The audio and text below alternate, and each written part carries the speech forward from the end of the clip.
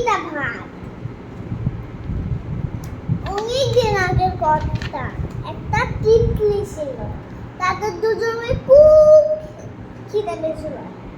দাদা উড়ে উড়ে দেখতেছে কোথাও খাবার পড়ে, তখন দেখছে দূরে মাথায় একটা পিতা পড়ে আছে। তারপরে তাড়াতাড়ি নামলো, দুই পাখির ঝগড়া বাঁধে গেছে, বলতেছে দূর হ, আমি আগে দেখেছি, দূর হ, আমি আগে দেখেছি। দুই পাখি ঝগড়া বাঁধে গেল। তখন সেখানে একটা মিকি বানর ছিল।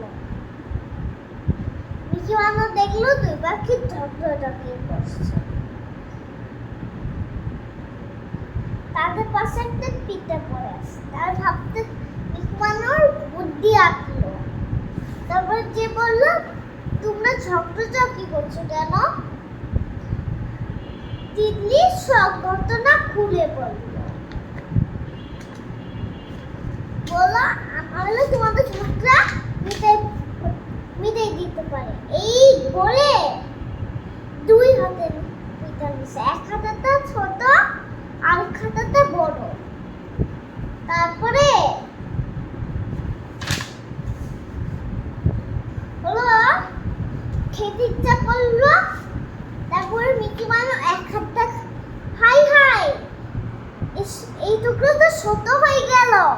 তারপর মিকি বানর এক হাতে খাচ্ছে, আরেক হাতে খাচ্ছে, এক হাতে খাচ্ছে, আরেক হাতে খাচ্ছে।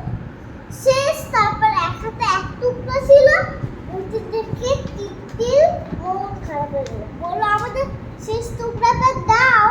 না, তোমার ঝগড়াঝাটি করছো, তাই এটা আমার প্রাপ্য, আর কখনো ছোট জিনিস এই ঝগড়া করতে হয় না। এই বলে মিকি বানর এক লাফ দিয়ে গাছ উঠে পড়ছে।